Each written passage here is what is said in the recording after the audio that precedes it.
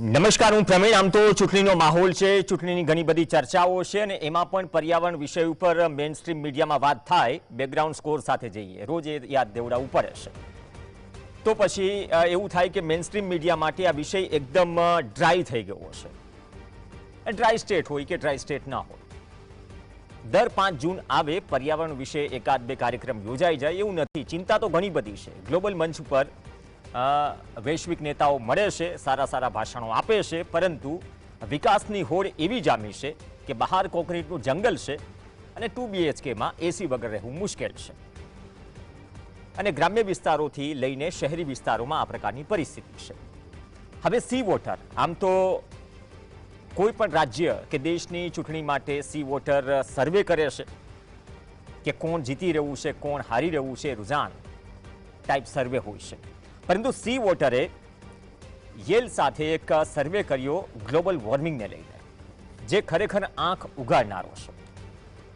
એમ કહીએ કે આંખ નહીં ઉગડે તો બહુ મોડું થઈ જશે. મોડું તો થઈ જ ગયું છે, કેમ કે જે પરિસ્થિતિ આપણે ગુજરાતમાં જ રહીએ છીએ છેલ્લા 1 મહિનામાં, ભર ઉનાળે જે કરા, વરસાદ, ભારે પવન, આ બધું જ જોયું તો અંદાજો આવી જાય કે પ્રકૃતિનું વર્તન બદલાયું છે. કેમ કે પ્રકૃતિ પ્રત્યે આપણું વર્તન બદલાયું છે.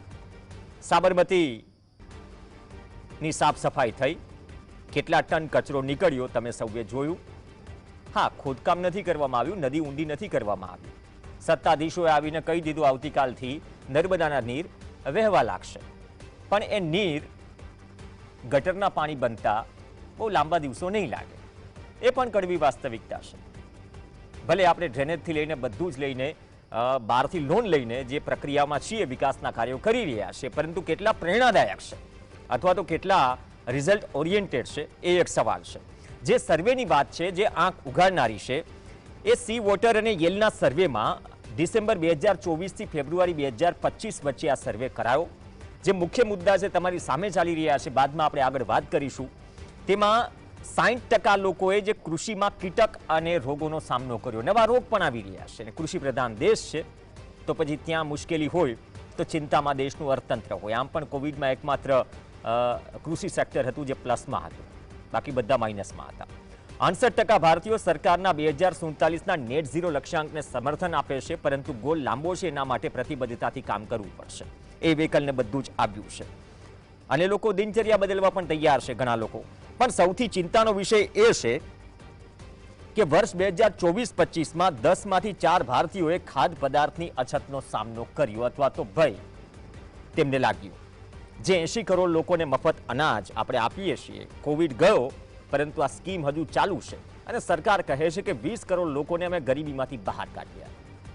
જો સરકાર આ કહેતી હોય અને વર્તમાન સમયમાં 80 કરોડ લોકોને અનાજ અપાતું હોય તો 140માંથી 100 કરોડ તો થયા કે જેમની પાસે શું સવાલ થાય કે ખાવા રાશન નથી. આ પણ એક ગંભીર સવાલ છે. હવે અન્નની કટોકટી એક સૌથી મોટી સમસ્યા આવનાર સમયમાં ચિંતાનો વિષય છે. કેમ કે આ સર્વેમાં ગરીબીમાંથી જે બહાર નીકળ્યા તેમાંથી 4માંથી 3 વ્યક્તિઓ દુષ્કાળ અને ખાદ્ય અછતની ચિંતામાં છે. આ એવા મુદ્દાઓ છે જે ચિંતાજનક છે અને ઘણા ભારતીયોએ ગ્લોબલ વોર્મિંગ સંબંધિત અન્ય અસરોનો અનુભવ કર્યો, જેમાં 53% લોકોએ પાણી પ્રદૂષણનો અનુભવ કર્યો. શહેરી વિસ્તારોમાં જે સમસ્યાઓ હોય છે આપણે જાણીએ છીએ, ભાદર પણ આવી ગઈ, ફીણ વળે છે હજુ પણ. 52% લોકોએ દુષ્કાળ અને પાણીની અછતનો અનુભવ કર્યો. 52% લોકોએ ગંભીર વાયુ પ્રદૂષણનો અનુભવ કર્યો. અને વિશ્વના 20 સૌથી પ્રદૂષિત શહેરોમાં ગૌરવ ન લેવું જોઈએ, પણ આ વાસ્તવિકતા છે. 13 શહેરો ભારતના છે. તો આપણે કઈ તરફ વિકાસ કરી રહ્યા છીએ, ખરેખર આત્મમંથન કરવાની જરૂર છે. બંધ આંખે તો આપણે પણ ગમે ત્યાં ભટકાઈ જઈએ. વર્ષ 2024માં દિલ્હીના મોટાભાગના ઘણા બધા શહેરો હતા કે એર ક્વોલિટી ઇન્ડેક્સ, જે હમણાં છેલ્લા અમુક સમયથી આપણે સાંભળીએ છીએ, 1000થી વધુ નોંધાયો, જેને આ સર્વે આરોગ્યની સૌથી મોટી કટોકટી દર્શાવે છે. અને 64% લોકોએ કહ્યું કે ગ્લોબલ વોર્મિંગ માટે સરકારે વધુ કામ કરવાની જરૂર છે. બહુ 32% લોકોને આ જે સર્વે કર્યો એ લોકોએ ગ્લોબલ વોર્મિંગ આ શબ્દ સાંભળ્યો જ નથી અથવા જાણતા નથી. એ પણ એક ગંભીર સવાલ છે. અસરો તો છે, પણ અસરોને પહોંચી કઈ રીતે વળીશું? લીમડા અને પીપળા એક તરફ કપાઈ રહ્યા છે અને આપણે પરિવારજનોના નામે એક એક વૃક્ષ વાવી રહ્યા છીએ. સરભર કરી રહ્યા છીએ. ગ્રીન કવર વધ્યું અમદાવાદનું, ઘણા આંકડાઓ રૂડા રૂપારા લાગશે, પણ ગરમી સહન થતી નથી. સીસી રોડની પણ સહન થતી નથી, પેવર બ્લોકની અને ડામર રોડની પણ સહન થતી નથી. અને ધુમાડાઓની જેમ દાવાઓ નીકળી રહ્યા છે, પણ દાવાઓ અસરકારક કેટલા છે એ ચિંતાનો વિષય છે. તો આ જ વિષય પર બે ખાસ મહેમાન આપણી સાથે ચર્ચામાં જોડાશે. મહેશ પંડ્યા જે એન્વાયરમેન્ટ એન્જિનિયર છે, આપણી સાથે સ્ટુડિયોમાં છે. સ્વાગત છે આપનું. જીતેન્દ્રભાઈ ગવલી આપણી સાથે જોડાશે, જે બોટનિસ્ટ છે, એટલે કે વનસ્પતિ શાસ્ત્રી. જીતેન્દ્રજી, આપનું પણ સ્વાગત છે. આપ પહેલી વાર જોડાઈ રહ્યા છો. મહેશભાઈ, આપથી શરૂઆત કરીએ. આ વિષય ઉપર એક તો ચર્ચા ઓછી થાય છે અને એમ કહીએ કે લોકોને પણ એક પરસેપ્શન બની ગયું છે કે ને આ તો ડ્રાય સબ્જેક્ટ છે મીડિયા કર્મીઓ માટે, પણ કે આમાં લોકો રસ ન ધરાવે. પણ આ આંખ ઉગાડનાર પ્રશ્ન છે. અને જે 5 તારીખની આસપાસ આ જે સર્વે આવ્યો પર્યાવરણ દિવસના દિવસે, કેટલો ચિંતાજનક, કેમ કે આમાં ગ્લોબલ વોર્મિંગ જે લોકોએ નથી સાંભળ્યું એનો પર્સન્ટેજ પણ ચોંકાવનારો છે. સાથે જે ખાદ્ય કટોકટીની બધી જ વાતો થઈ રહી છે, પાણી પ્રદૂષણથી લઈને હવા પ્રદૂષણથી લઈને, તો આપણે કઈ તરફથી નથી ઘેરાયેલા, જેથી શું આપણે એમ ચિંતામુક્ત થઈને આરામથી ઊંઘી શકીએ કે પછી આંખ ખોલનાર સર્વે? ચિંતા કરે એવો આ વિષય છે અને બંધ આંખે પણ ઊંઘાય એવું નથી, જાગવું પડે એવું છે. ગ્લોબલ વોર્મિંગ કહો કે ક્લાઇમેટ ચેન્જ કહો કે ઋતુચક્ર પરિવર્તન કહો કે મોસમ પરિવર્તન કહો કે જળવાયુ પરિવર્તન કહો, છે જ, થઈ રહ્યું છે. પણ એના નામે પ્રદૂષણને ઢાંકી દેવું એ પણ બરાબર નથી. એટલે માત્ર ને માત્ર બધું ગ્લોબલ વોર્મિંગથી થાય છે એ અર્ધસત્ય છે. એટલે બે જાતની માર આપણને પડે છે. એક વિકાસના લીધે જે પ્રદૂષણ થઈ રહ્યું છે તે, જેને ઢાંકવાનો પ્રયત્ન છે, અને બીજી બાજુ ગ્લોબલ વોર્મિંગ. આ બંનેની માર આપણો દેશ સહન કરી રહ્યો છે. એટલે ખરેખર બંનેમાં જાગવા જેવું છે કે ક્લાઇમેટ ચેન્જના લીધે પણ પગલાં લેવાની જરૂર છે અને આજે પ્રદૂષણની સમસ્યાઓ ઊભી થઈ છે એટલે બંને ઉપર ધ્યાન કેન્દ્રિત કરવા જેવું છે. પણ કમનસીબે આજે કશું પણ થાય તો ગ્લોબલ વોર્મિંગના નામે, ક્લાઇમેટ ચેન્જના નામે ઢાંક પીછળો કરી દેવામાં આવે છે. બંને થઈ રહ્યું છે, બંને ભયાનક. એક ઉદાહરણ આપું તમને. The global burden of the disease studies 2019માં લાન્સેટ નામનું એક સાપ્તાહિક છે, તબીબી સાપ્તાહિક, એણે એમ કહ્યું કે ભારતમાં હવા પ્રદૂષણથી એક જ વર્ષમાં 2021માં 16.70 લાખ લોકો મર્યા હતા અને ગુજરાતમાં હવા પ્રદૂષણથી 50,000 લોકો મર્યા હતા.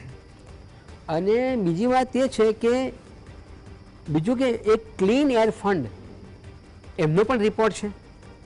એ એમ કહે છે કે હવા પ્રદૂષણને લીધે વ્યાપાર પણ બહુ મોટી અસર પડી અને દેશમાં રોગચાળો પણ બહુ ફાટી નીકળ્યો.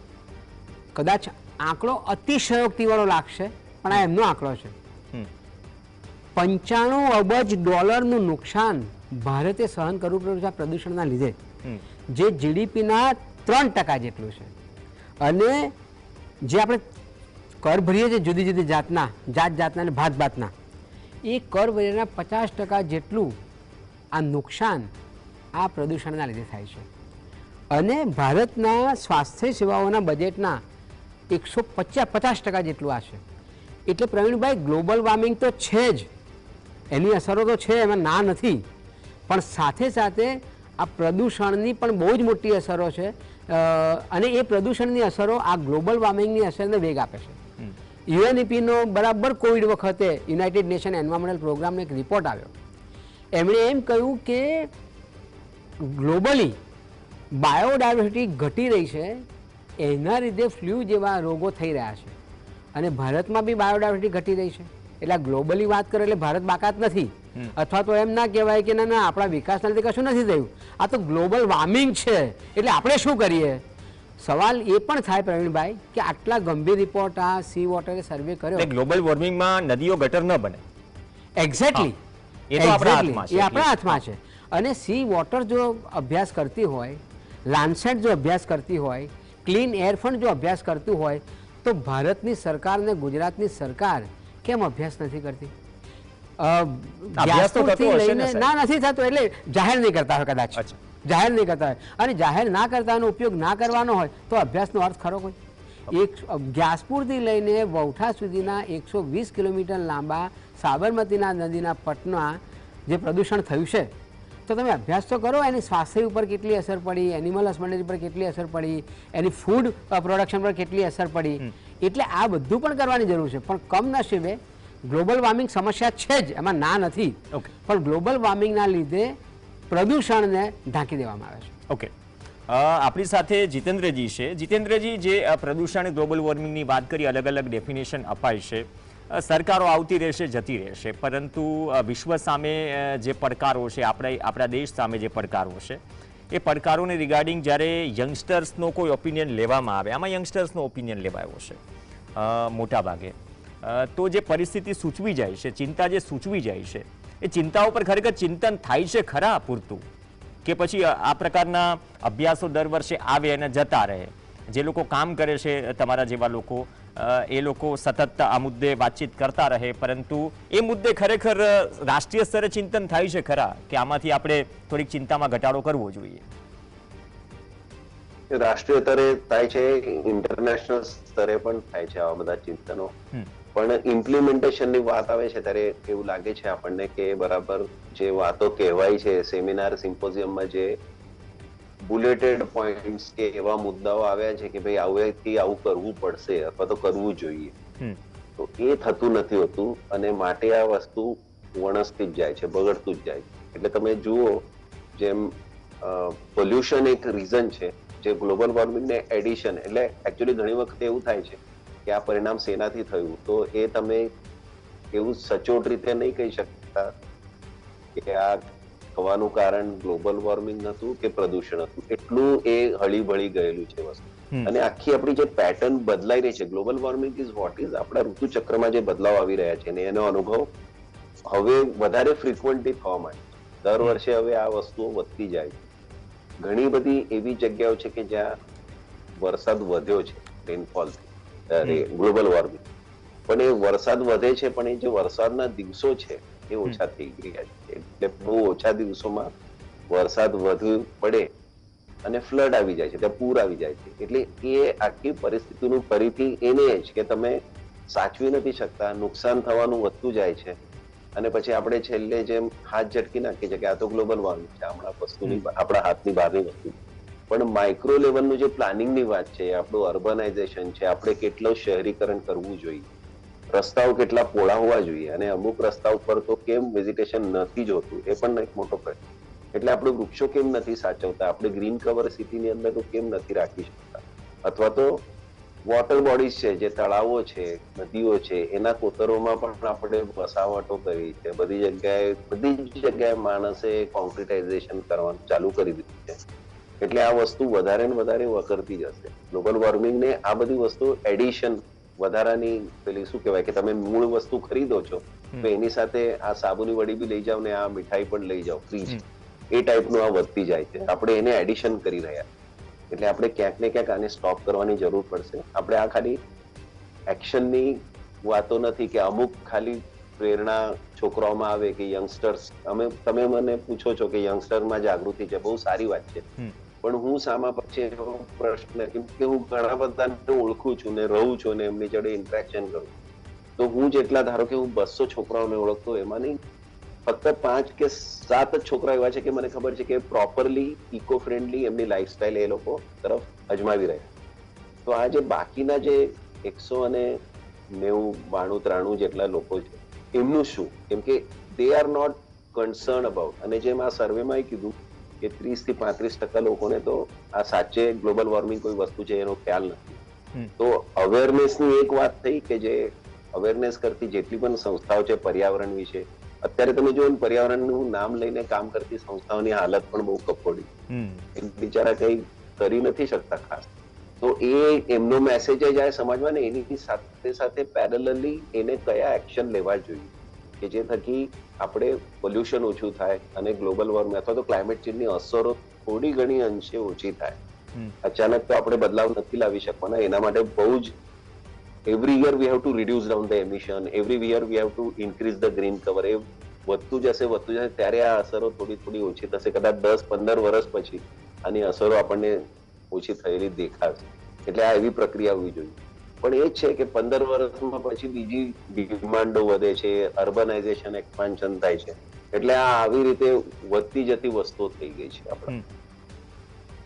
પણ એક સમસ્યા સાહેબ એ પણ છે, આમાં રિવરફ્રન્ટ બનાવી એનો કોઈ વાંધો નથી. તમે તો એવા શહેરમાંથી આવો છો, વિશ્વામિત્રી પ્રોજેક્ટ અને ગયા વર્ષે તો જે સ્થિતિ ઊભી થઈ હતી શહેરની કે જે મૂળ પાણીના સ્ત્રોતો છે, ગ્રાસરૂટ વોટરનો પણ, કેમ કે આ સર્વેમાં પાણીનું પ્રદર્શનથી માંડીને ઘણું બધું છે, એર ક્વોલિટી ઇન્ડેક્સથી માંડીને રિવરફ્રન્ટ બનાવવામાં વાંધો નહીં, પણ નદી નથી રહી ઘણા બધા શહેરોમાં.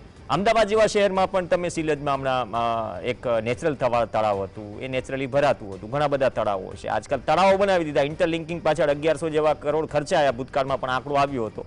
પણ તળાવો નથી ભરાતા, રસ્તાઓ ચોમાસામાં ભરાઈ જાય છે. અને ત્યાં બસ એક્ટિવિટી ઊભી કરી દો, આવક ઊભી કરી દો. આ જે એક મોડેલ અને આપણો એપ્રોચ છે, એ એપ્રોચ જો આપણે નહીં બદલીએ તો સાહેબ રિઝલ્ટની અપેક્ષા કઈ રીતે રાખી શકીએ? બિલકુલ, મારે એ જ કહેવાનું છે કે મને ખબર નથી પડતી કે આટલું ડેન્જરસ આપણે કેવી રીતે પ્લાનિંગ કરીએ છીએ in the name of beautification. આપણે તળાવને જે કોન્ક્રીટ લાગી રહ્યા છે, અથવા તો રિવરફ્રન્ટ જે કોન્ક્રીટાઇઝ થઈ રહ્યું છે બધી જ જગ્યાએ, અને એ કોન્ક્રીટ ખાલી ઉપર છલ્લું જે દેખાય છે એટલું નથી હોતું. એ છે નીચેનો જે બેઝલ રોક છે, નદીનું પાણી જે પથ્થરના ઉપરથી વહી રહ્યું છે, એ પાણીના એટલે પથ્થર ઉપર સુધી આ બંને તરફથી વોલ કોન્ક્રીટની સીધી જાય છે. એટલે જ્યાં જ્યાં રિવરફ્રન્ટ બન્યું છે ને, ત્યાંથી નદી અને શહેરનું કોઈ કનેક્શન રહેતું નથી. નદી અને એ વિસ્તાર કે જ્યાં કોન્ક્રીટ આખી કેનાલ બની ગઈ છે, એનું કોઈ પર્કોલેશન થતું નથી. એટલે કુદરતી રીતે હજારો વર્ષથી વોટર એબ્ઝોર્પ્શન માટેના જે ઓપન સરફેસીસ હતા, તળાવના કાંઠા હોય કે નદીના કાંઠા હોય, તો એમનું કાદવ, પાણી અને જમીન આજુબાજુ, એ બધાનું આખું એક પાણી જોડેનું કનેક્શન હતું, એક્સચેન્જ હતું. તો આ એટલી ડેન્જરસ ડિઝાઇન આપણે કેમ કરીએ છીએ? શા માટે બધી જ જગ્યાએ આપણે રિવરફ્રન્ટ કરી રહ્યા છીએ, અથવા તો લેક બ્યુટિફિકેશન નામે જે તળાવોને નાના સાંકડા કરવામાં આવે છે, એમના ઘાટ બનાવવામાં આવે, તો એ એટલું એટલે અનસાયન્ટિફિક અને એન્વાયરમેન્ટલી વેરી હેઝાર્ડસ સ્ટેપ છે. અને એ કેમ કોઈ એન્વાયરમેન્ટલિસ્ટ બોલતો જ નથી આના વિશે? મને તો બહુ આશ્ચર્ય થાય છે કે જો આપણે બ્યુટિફિકેશન ઓફ લેક કર્યા કરીશું ને નદીઓના રિવરફ્રન્ટ કર્યા કરીશું, તો આપણે કેવી રીતે રિવર એટલે વરસાદના પાણીને આપણે ફ્લડ તરીકે નહીં જોઈ શકીએ? વધારે ફ્લડ લાવવાના જ છે. તમે કેવી રીતે એના પર કંટ્રોલ કરશો? કેમ કે જેટલું કોન્ક્રીટાઇઝ થશે એ બધું પાણી વરસાદનું બહાર આવશે, કેમ કે એ પીવાતું જ નથી, જમીનમાં ઉતરતું નથી. અને આ ફ્લડનું પ્રોગ્રામનો જે પ્રોબ્લેમ છે એ વધવાનો જ છે. તો એ આપણે સમજવું પડશે. અને અવારનવાર બધા શહેરોમાં, આપણા સ્ટેટમાં તો ખરું, બીજા બધા રાજ્યોમાં પણ શહેરો જેટલા છે જ્યાં નદીઓ છે, બધી જ જગ્યાએ રિવરફ્રન્ટ આવી રહ્યા છે. એટલે એટલું ખરાબ થઈ રહ્યું છે, ખબર નહીં વેર વી આર લીડિંગ. આપણે ક્યાં, આપણે સમાજને ક્યાં દોરી રહ્યા છે ખબર. રાઈટ. મહેશભાઈ, જે ચિંતા નદીઓની વ્યક્ત કરી, માત્ર શહેરો પૂરતું ને ગ્રામ્ય વિસ્તારોમાં પણ એ પ્રકારની અનસર્ટિનિટી જે છે, એક તો આપણે આજે પણ એક સ્વીકારવું પડશે કે એ એગ્રીકલ્ચર બેઝડ ઇકોનોમી છે ટીલ ડેટ. ભલે આપણે સીધા જ મેન્યુફેક્ચરિંગ સેક્ટરથી કૂદકો મારીને, મતલબ કે ત્યાં ગયા જ નથી, સીધા જ સર્વિસ સેક્ટરમાં ઘૂસી ગયા, એ અલગ પ્રશ્ન છે. હેમંતભાઈ જેવા વ્યક્તિઓ તો કદાચ આપણે ચર્ચા કરી શક્યા હોત. પણ ગ્રામ્ય સ્તરે જે સૌથી વધારે, એક તો માઇગ્રેશન છે શહેરમાંથી, ગામડામાંથી શહેર તરફ. ગ્રામ્યમાં ખેતી, સૌથી મોટી સમસ્યા જમીન ખતમ થઈ રહી છે. કઈ રીતે? In terms quality. Grassroot water, આપણી શું સ્થિતિ છે? ભાદર ઉપર આપણે સ્થિતિ કરી, આપણે રિપોર્ટ કર્યો. તો આ બધું એક સાથે જ્યારે થઈ રહ્યું છે, તમારી પાસે એ વિકલ્પ નથી બચતો અત્યારની દ્રષ્ટિએ. અને જે ગૌલી સાહેબે વાત કરી કે બોલે છે, બહુ જૂજ લોકો બોલે છે, અને બોલે છે તો પછી એને ક્યાં ગંભીર ઈચ્છા શક્તિની વાત છે. ઈચ્છા શક્તિ જગાવવી પડશે વાતો કરવા કરતા. પ્રવીણભાઈ, ગૌલી સાહેબની વાત સાચી છે કે લોકો કેટલાક બોલ્ડ છે, જે ગૌલીભાઈએ વાત કરીને આપણે વાત કરીએ છીએ, પણ એવા મીડિયા પણ ક્યાં છે કે જે વાતને વાચા આપે, એટલે સંભળાય ક્યાં? અને બહુ જાણીતું નામ, મારા આમ ચેનલમાં કહેવું નથી, ચર્ચા હતી જળસંચયની, તેમણે ઉદાહરણ આપ્યું કે તમે 2000 પહેલાંની સાબરમતી જુઓ ને આજની જુઓ, એટલે રિવરફ્રન્ટનું મોડેલ વિશ્વમાં બતાવવામાં આવે છે. પછી મેં એમને કહ્યું કે તમે રિવરફ્રન્ટની પછી જાઓ, તમે ગ્યાસપુરથી વૌઠા સુધી, એ સાબરમતીની વાત કેમ નથી કરતા? તમે કઈ સાબરમતીની વાત કરો છો? અને આ સાબરમતીમાં જે સ્ટોમ વોટરનું પાણી નાખવામાં આવે છે, જે તમે શરૂઆતમાં વાત કરી, એમાં ગટરનું પાણી છે, અનટ્રીટેડ પાણી છે. એ સિવાય તમે બીજી વાત કરી નદીઓની. આજે નદીઓમાં એટલું મોટા પાયે ખનન થઈ રહ્યું છે, એટલે જે વરસાદી પાણી આવે છે એમાં પૂર સ્વરૂપે એ સડસડાટ દરિયામાં જતું રહે છે. એટલે જે ગવલીભાઈ વાત કરી તે કે પાણી જે નીચે ઉતરવું જોઈએ, પર્કોલેટ થવું જોઈએ, નથી થતું, કારણ કે રેતી જ નથી રહી. અને બીજું એ થયું કે ભરતી વખતે દરિયાનું પાણી, આ રોડ બની ગયા છે, નદીઓ તો બોડી થઈ ગઈ, કોરી થઈ ગઈ, એટલે એના મારફતે દરિયાનું પાણી આવી ગયું છે, એટલે ખેતી પણ બગડી રહી છે, પીવાના પાણીની પણ સમસ્યા થઈ છે. એટલે ગ્લોબલ વોર્મિંગ એક ઇસ્યુ ચોક્કસ છે, પણ આ જે વસ્તુ છે ખનન કરવું એ તો ગ્લોબલ વોર્મિંગ નથી. તમે રિવરફ્રન્ટ બનાવો એ તો ગ્લોબલ વોર્મિંગ નથી. તમે આડેધડ રાસાયણિક ખાતર નાખો એ તો ગ્લોબલ વોર્મિંગ નથી. અને તમારા ખેતરો જે બગડ્યા છે અત્યારે એ બધા રાસાયણિક ખાતરો તો બધું છે જ. હવે સરકારે સ્વીકાર્યું, ઓર્ગેનિક તરફ પાછા ગયા. પણ તમે ઓવરનાઇટ કરો, જેમ કે ડાંગની વાત કરીએ કે ડાંગમાં અમે પહેલો જિલ્લો જાહેર કર્યો ઓર્ગેનિકનો. હવે ડાંગ અત્યારે એકદમ આધારિત છે કેમિકલ આધારિત ખેતીમાં. તમે ઓવરનાઇટ કરો તો એ લોકો પર તો બહુ જ આવવાનું, કારણ કે એને જે ખાતરો મળતા હતા યુરિયા ને બધા નથી મળવાના એના રેશનમાં. શ્રીલંકામાં તો આંદોલન થયું, કિસાન આંદોલન પછી જ્યારે એક સાથે જ્યારે ફર્ટિલાઇઝર બંધ કર્યું, જી ભારતે ફર્ટિલાઇઝર પહોંચાડ્યું હતું, જી જે કિસાન આંદોલન પાર્ટ 1 જે થયું, જી તો શ્રીલંકાએ નિર્ણય પરત ખેંચવો પડ્યો, ઓવરનાઇટ નહીં થાય. એટલે હું ઓર્ગેનિકની ફેવર કરું છું, પણ એટલું તો બગડી ગયું છે કે ઓવરનાઇટ નહીં થાય. તો આ ડાંગને તમે માત્ર બતાવવા માટે કે ગુજરાતનો પહેલું અમારો જિલ્લો છે ઓર્ગેનિક, પણ એની લોકોની સ્થિતિ તો તમે જુઓ. એટલે આને આજે ફૂડ સિક્યુરિટીનો બહુ સવાલ ઊભો થયો. જે તમે વાત કરી કે 80 કરોડ લોકોને આ સારી વસ્તુ નથી કે તમે મફતનું અનાજ આપો છો. એમાં ખેડૂતો છે પાછા, ખેડૂત પોતે મફતનું અનાજ લે, એનું ઉત્પાદન નથી. એટલે આ તો કેટલી કરુણતા કહેવાય. એટલે બધું માત્ર ને માત્ર ગ્લોબલ વોર્મિંગ નથી. અને તમે જે વાત કરી શહેરોની, એ ચોક્કસ કહેવાય કે ક્યાંક હું ક્લાઇમેટ રેફ્યુજી તરીકે પણ જોઉં છું કે જે અનિયમિતતા થઈ, જે ગવલીભાઈ વાત કરી કે વરસાદ બહુ જ પડે છે. છેલ્લા તમે 15 વર્ષનો રેકોર્ડ લઈ લો ગુજરાતનો, તો સરેરાશ 110% વરસાદ પડ્યો છે, પણ વરસાદ નિયમિત નથી પડ્યો. એટલે જે વરસાદનો સંચય થવો જોઈએ એ નથી થયું. અને બીજી બાજુ તમે માનો કે નર્મદાનું નીર આવ્યું તે બહુ સરસ છે, પણ નર્મદાના નીર આવવાના લીધે તમે જે આજે સાબરમતીની વાત કરી કે ક્લિનિંગ કર્યું, પણ તમે સિલ્ટિંગ ના કર્યું, ડિસિલ્ટિંગ ના કર્યું. તમે ગુજરાતના બધા જ તમે ડેમ જોશો અત્યારે તો સપ્ટેમ્બર અને ઓગસ્ટ મહિનામાં વારંવાર ઓવરફ્લો થવાના, ઉભરાવાના. તમે કેમ એનું ડિસિલ્ટિંગ નથી કરતા? કારણ કે સૌની યોજના આવી ગઈ છે, નર્મદાનું પાણી નાખવાનું, એટલે લોકોય ખુશ ને બધા ખુશ. તમે જો એને ડિસિલ્ટિંગ કરો તો એ જળસ્તર ઊંચા આવે, ભરાય, તો નર્મદાનું પાણી ઓછું વપરાય, તો જે ભરૂચથી તે નર્મદા સુધીના 72 કિલોમીટરના જે પ્રવાહ ઘટી ગયો છે એમાં પણ વધારો થાય, કાંઈ એટલું પાણી ઓછું છોડવું પડશે. તો આ હોલિસ્ટિક કરવાની જરૂર છે. છેલ્લી વાત કરીને પછી વાત કરું. 2021માં ગુજરાતની સરકારે ક્લાઇમેટ ચેન્જ એક્શન પ્લાન બનાવ્યો. આ વખતે વિધાનસભામાં પ્રશ્ન આવ્યો કે એના પછી અમલીકરણ માટે કેટલી મિટિંગ મળી, તો કે અમે મંજૂરી અર્થે મોકલી આપ્યો છે.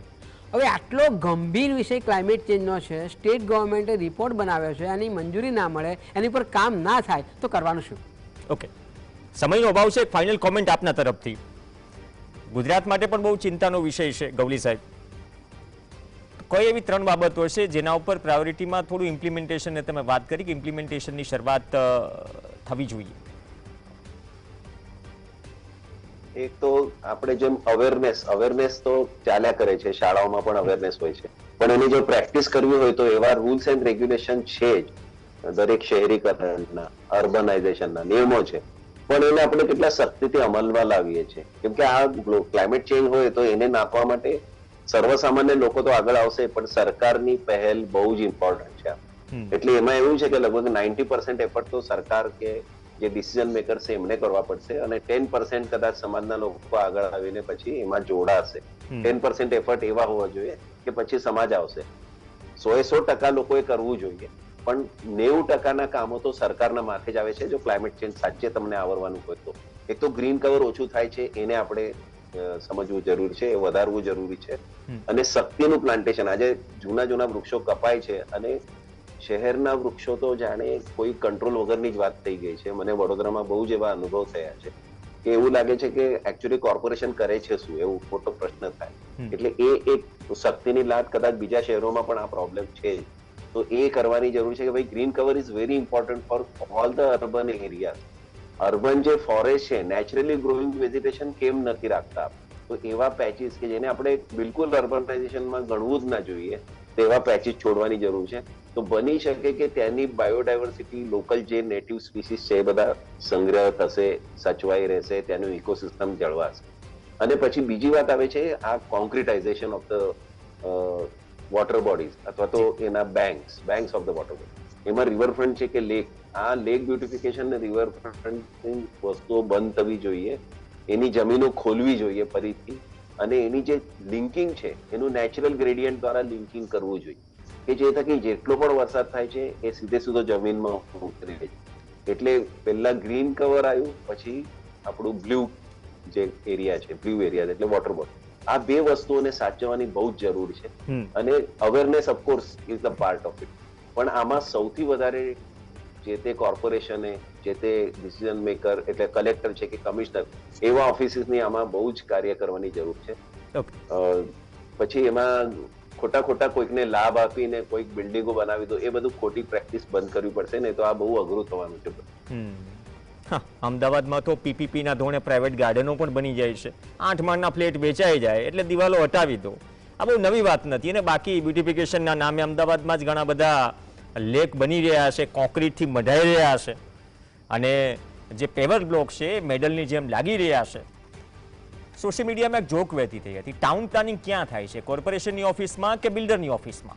આ સવાલ ગંભીર છે, અને આ જ ગંભીર સવાલ સાથે એ સવાલ દર્શકો માટે છોડીએ છીએ. કદાચ આંધળી દોટ પાછળ આપણે ભાગીએ છીએ. અવેરનેસ કેળવવી એ દરેક નાગરિકની ફરજ છે, અને સત્તાધીશોની પણ ફરજ છે.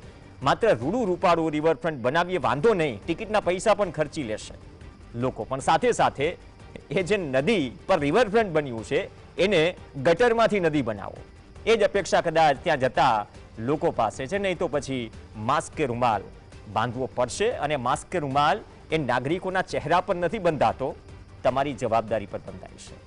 અપેક્ષા રાખીએ કે આંખ ઉઘડે નાગરિકો અને સત્તાધીશો બંનેની. તો વિકાસની આંધળી દોટ પણ જરૂરી છે, સાથે જ સર્વાઈવલ પણ જરૂરી છે. માત્ર પૃથ્વી પર આપણે એક જ નથી વસતા. ધન્યવાદ ગવલી સાહેબ અને પંડ્યા સાહેબ આ ચર્ચામાં જોડાવા માટે. આ સાથે ચર્ચામાં હાલ બસ આટલું જ. નમસ્કાર.